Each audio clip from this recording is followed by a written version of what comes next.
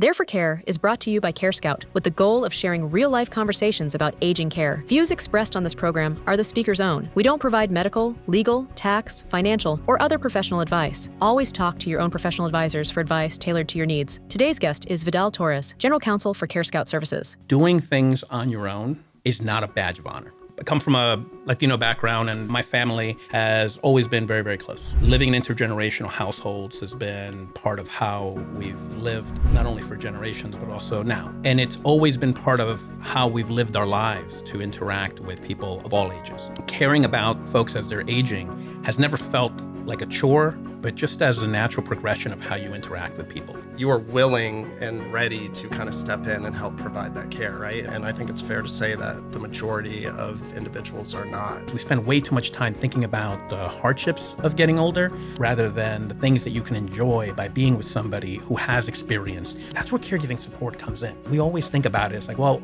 if it's for my mom, I can do it because it's for my mom. It's not for your mom. It's for you. It's so that you can spend more quality time with your mom and she can get the care she needs. Welcome, everyone, to the Thereforcare podcast by CareScout. I really appreciate you being here, where we talk about older adults and their families and the aging journey and making sure that they have a dignified and fulfilling experience, that they truly age with grace. And I'm joined here by Vidal Torres. Thank you so much for being here. My pleasure.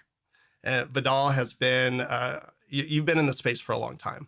Yeah. And one of the things that I admire about you, I've known you for a little over a year now. You can really tell truly when you have your conversations, the decisions that you make, it comes from a place of thinking about loved ones, thinking about the true impact that loved ones, the individuals receiving the care, that experience that they're going through. And I know you have a personal experience that I believe has helped kind of form where you're at today in your career. Could you talk to us a little bit about that experience and why Sure. you do care so much? Sure. So Jeremy, I come from a Latino background, and my family has always been very, very close. Living in intergenerational households has been part of how we've lived, not only for generations, but also now, right? As we've moved to the United States with a large family. I've got 16 aunts and uncles on my mother's side, 8 on my father's side, innumerable number of cousins. And it's always been part of how we've lived our lives to interact with people of all ages. Having grandparents and great-grandparents living with you and experiencing life with you as you grow into your adulthood and your own journey, that's been part of how we've enjoyed life. So for me, caring about folks as they're aging has never felt like a chore, but just as a natural progression of how you interact with people, right? You deal with babies as they're young, you deal with toddlers, you deal with teenagers, you deal with young adults, you end up with people mid-career, and then you deal with people as they get older and retire. And then eventually, if they do end up infirm and they end up older and they need help, that's just part of living with people and enjoying them and spending time with them. I think oftentimes we spend way too much time thinking about the hardships of getting older rather than the things that you can enjoy by being with somebody who has experience, who has this much love for you and your family and your own experience. That I think, it's important to make sure that families have the support they need when somebody does need help so that they can enjoy more of the pleasurable times. I'm still reminded a couple of years ago, I went back to the Dominican Republic to visit some family, and my friend's great-grandmother was living with them. And you could not go into the house without spending a little bit of time with the great-grandmother. And she wanted to talk to you, and she wanted to interact with you, and she could barely see, and she had all sorts of health issues. But the family spent their time with her throughout her whole day. It wasn't visit for 5 minutes or spend a little bit of time here. It wasn't hide grandmother in the corner or leave her in a room by herself. She was part of the day-to-day. And that always made the experience better for everybody. You could leave a toddler with grandmother for a little while you were doing something else, and they learned something. They learned how to think about something or talk about something. They learned a story that you'd never heard before. That was part of my growing up. When you would, as a young, 5, 6 year old, you're talking to your grandmother, she tells you a story about your mother or your uncle or your aunt, and then you go and you tell that story back to them, and they hadn't thought about that story in years. That's what it means to live and interact with folks as they're aging. So when we came to the United States, as I looked at the aging journey in the United States, it felt like some of that was missing. There's too much of a focus on mom needs help, mom needs care, as opposed to I need to spend time with mom, and by the way, let's make sure she has the care she needs. So to me, the work that we started doing, and the reason I started in this space, was really because I felt that there was a mission at this company that both through Genworth and through CareScout, we have spent time making sure that families spend more of that quality time, as opposed to spending the time trying to worry about who's going to help mom, or she's got a dialysis appointment, or she has some real care needs, with people who aren't qualified to do a lot of that work, So I still think it's really valuable. I hope that as we continue to work on the issues in this industry, that we're giving families more and more time to spend with their loved ones in the most positive ways, hearing more stories, spending more times at dinner tables, enjoying those times, because it's not easy. It's not easy. You mentioned my experience. Well, I've had, the fortunate, and I do consider them fortunate, time to have 3 of my loved ones, grandfather, my wife's grandmother, and my wife's mother, all kind of go through their hospice stay with us, from their aging journey to the time when they needed help, to the time when they really weren't mobile and needed full-time care, to the passing. That was part of our life. That was part of having them at home. That was part of having them with the family and with the kids. And it's a tough time as your loved one passes away. But it's such a learning experience for everybody. I'll tell you, the number of movies I watch with Pedro Infante, with my wife's grandmother, because he was her favorite. I got to learn things, right? You learn things. This is how people thought in the 1940s and 1930s. This is how entertainment worked. Listen to these songs, right? My grandfather had all of these musical artists that he loved to listen to. And if you were going to be in his room and you were going to be working with him on anything, this music was playing. And it was playing when I was 5. It was playing when I was 15. It was playing when I was 20 and he was passing, right? And so you learn these things. You don't associate the fact that they're infirm or that they need more help now with who they are. You remember their entirety, right? And that's to me why I fight so hard on quality home care and those kinds of things, because I do see them as a progression of how you enjoy your time with people who are incredibly valuable and have so much to offer. Well, and thank you for that story, Vidal. And one of the things that kept jumping out to me is from your culture, from your family, it was instilled in you at a young age that, as individuals age, there's an additional level of respect. And, it seems to me that you are willing and ready to kind of step in and help provide that care, right? And as you said, it can be very fulfilling. It's also a difficult task. Yeah. So when I think about everything that's going on in the United States from an awareness side, in my previous interactions, it seems like more individuals are ready to say, I'm willing to step up. I'm willing to be the caregiver as a family member, but they don't really truly know what that entails. Yeah. So I guess when I think about your story, I mean, you're someone that was ready, willing, and able, and almost kind of prepared to step in. And I think it's fair to say that the majority of individuals are not. So how do we continue to raise awareness there? How do we have individuals understand that you want your loved ones to receive the best care possible, but also it is really hard, and you may not be as prepared to step up to the plate as what you thought you were when the time comes? That's a great question, Jeremy. I mean, when you really start working through what it means to interact with your family as they're aging, it's very easy to focus on the really hard things, to say, oh, calendaring and scheduling, and how do I get out of work, and oh my gosh, medicines, and making sure the doctor's appointments are kept, and keeping all these things tracked. Those are really, really hard things.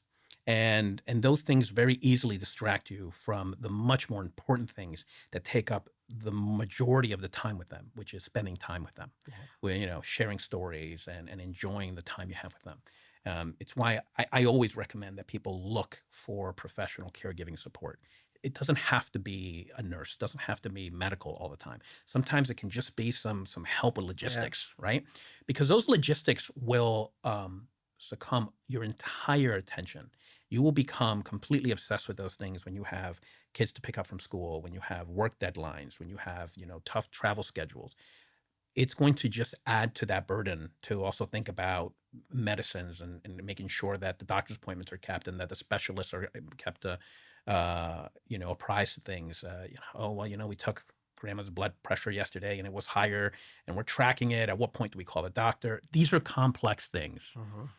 For most of us, as we're living in a very complex life already, it can be overwhelming. It can be overwhelming. And then you completely forget about the other things. The idea of sitting down and reading a book with your grandmother and and their grandkid, so that they can have some of that experience, it's completely outside of your head now. Now it's a job, it's right? a job. It's a job. I've got to get through this because I got to go do that, right? And so having that little bit of help, even if it's just logistics, that changes your relationship with the individual. It changes your memories with the individual, right? And this is something that's really, really important as it gets harder and harder as you really move down the aging journey, because eventually, people pass. That's a natural part of life. That becomes much more stressful. You have the emotional aspects of it that everybody feels, but you have the logistical aspects of it as well. And if you're going to be dealing with both of those, you're going to find that it's going to be very hard to have pleasant memories of the people you're caring for. These people who've lived their entire life caring for you and helping you and giving you a life that you've enjoyed, and you've worked with them and you've enjoyed their kind and company. It's now going to start getting all mangled up into this other situation that you really don't have a way of controlling. That's where caregiving support comes in, right? And that's where it's really important to understand. It doesn't have to be a full-time thing, but it has to be something that helps the caregiver, the person at home, the adult who is there, who wants the parent to have what they need. It's for them too, right?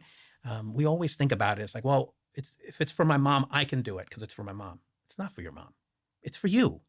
It's so that you can spend more quality time with your mom and she can get the care she needs, right? You're not going to let her not get care, but if you have to do it, then you have to do it on top of everything else. So how do we help people do that? And I think it's awareness, right? You asked that question, like, how do we get people there? It's awareness. Understand what people can do to help you.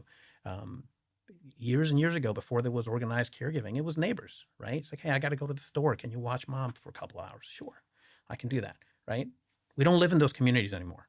It's just not part of our culture anymore. That means you have to do something else.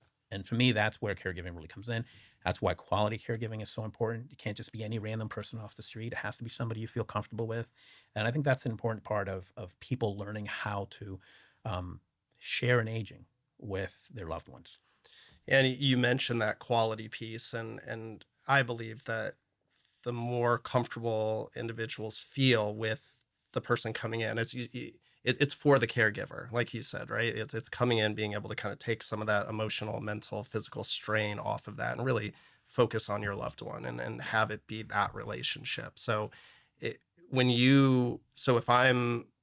you're looking for a caregiver to come in and help take some of those responsibilities off with everything that you helped with, everything that you went through, what do you look for? How do you think about that? Because you're letting someone into your home, take care of someone that you love, and it really is going to be the best thing for all parties to find that person, but it's not always easy. No, it's a great question. There are all sorts of things you can do, right? You have to trust the organization you're working with. If you're working with an agency, you have to interview and talk to the nurses as they're coming in, the caregivers as they're coming in, because it's not always nurses that can give some support. These people who are doing these jobs, they're doing it because they care about people. Nobody gets into caregiving if they don't care about people. So you have somebody who comes in, they come in with an open mind, an open heart to interact with the person they're caring. And so then you have to work with them and see if this is the right personality. Is it going to work? Some people like a more aggressive, stronger conversation. Some people like a soft-spoken person that they can just speak to. There's some people who don't want the caregiver to say anything, and then they'll speak to the caregiver the whole time because they want that outlet. right? And depending on the schedule, right? Sometimes mom doesn't live with you; they have their own place, so they're going to need companionship and support there as well. And maybe you don't live close; maybe you live in a different state, so you can't share in all the experiences, but they still need someone.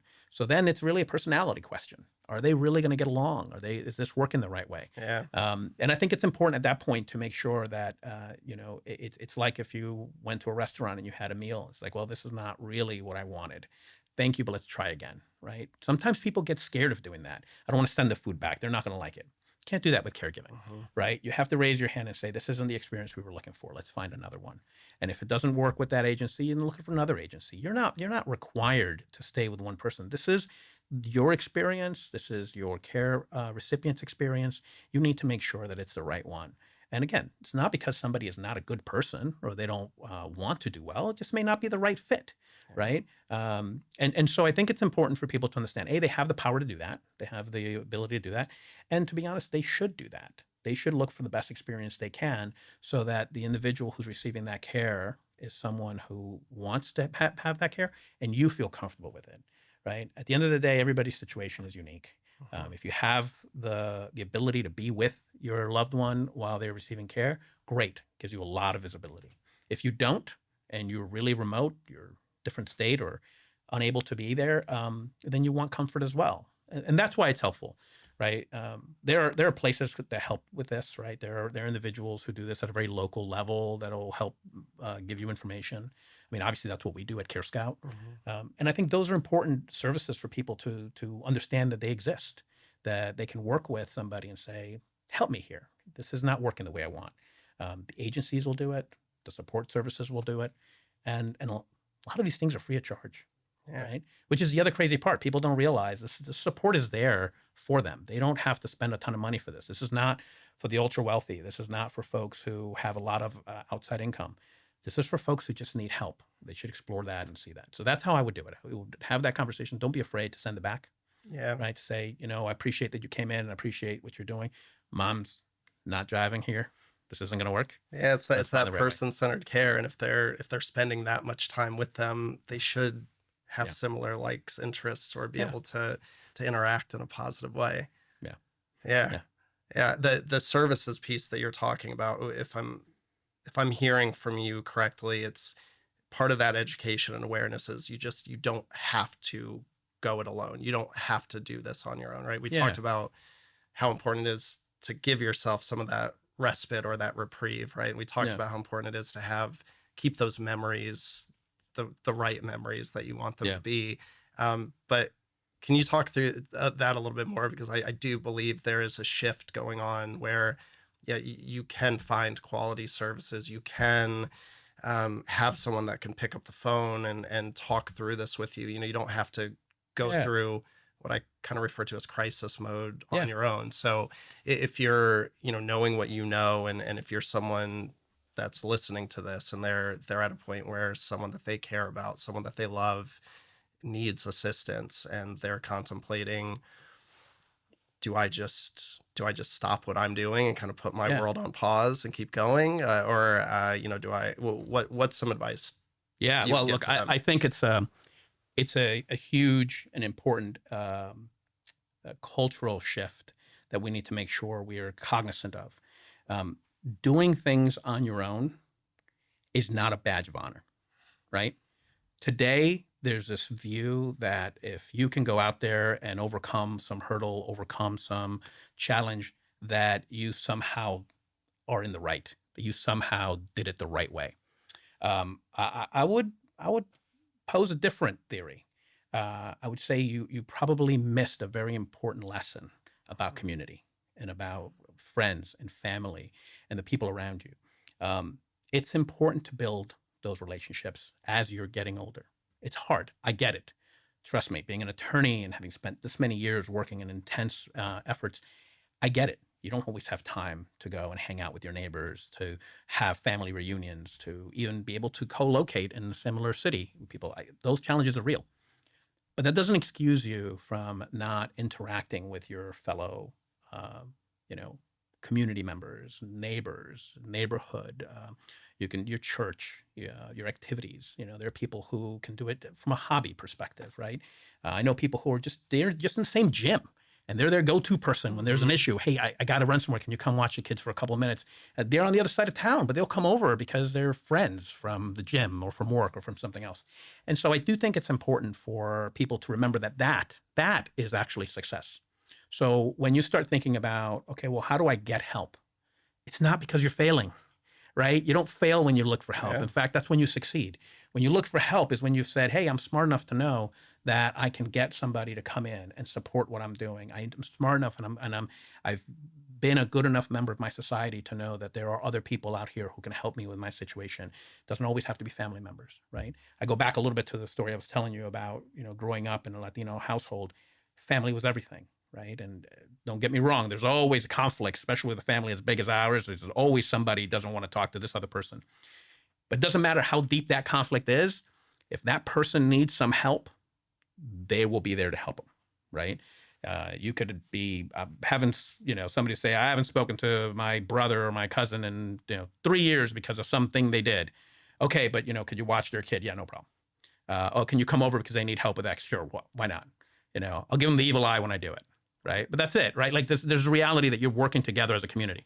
So when you start looking at things like, well, how do I call somebody? How do I get help? How do I find that caregiver?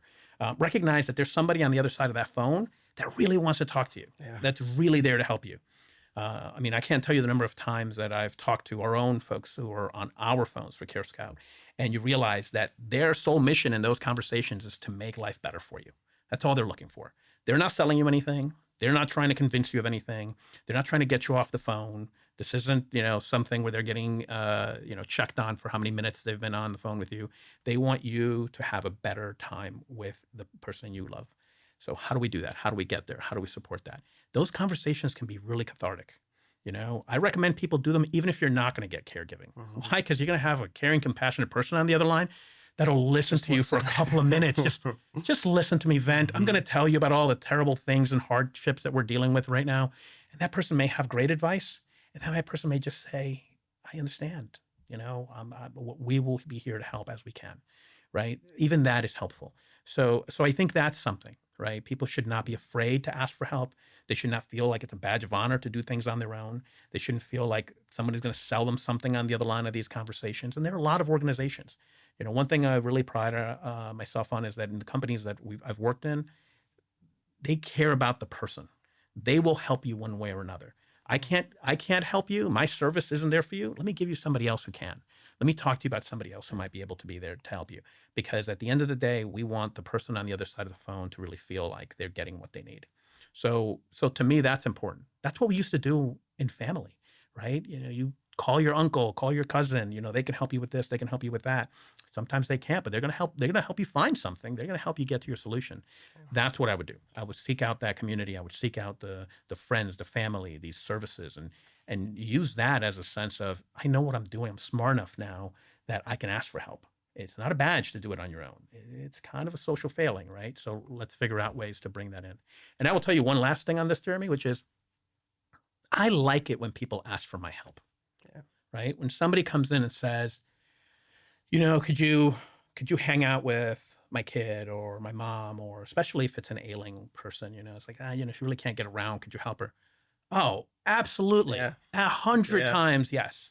Right. Now, hopefully I have the time to do it, and I will do it if I can. But if I can do it, I will enjoy that. I will enjoy helping.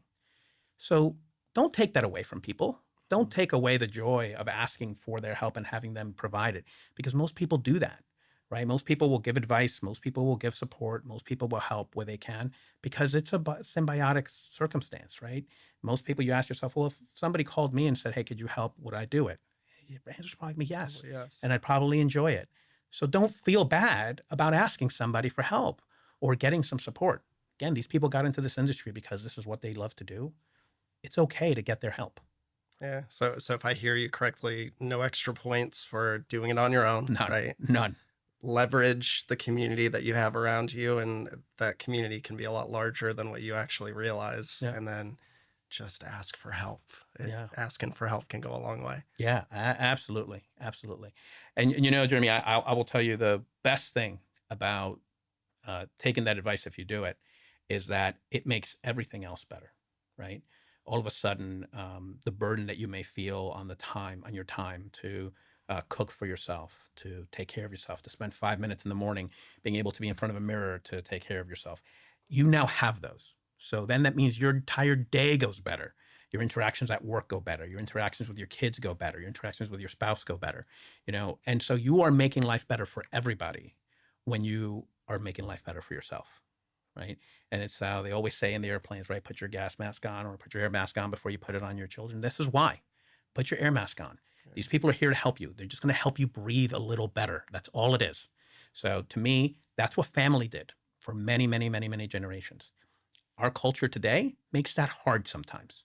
So when you can't have family there to do it, when you don't have the locality to be able to do it, get that air from somewhere else. Get that air from a caregiver. Get that air from some service that can help you just navigate these things. Get the support. These are not expensive things. They are sometimes and mostly free.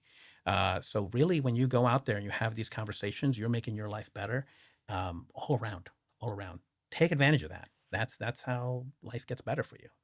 That's awesome. Well, Vidal, thank you so much for the time. Thank you for giving your personal experience and being able to talk about that, and also providing, for myself and for everyone listening, some steps forward and ways to kind of look at this in a different way. I really appreciate it. It's my pleasure. I love doing this, and I love what we do. So anytime.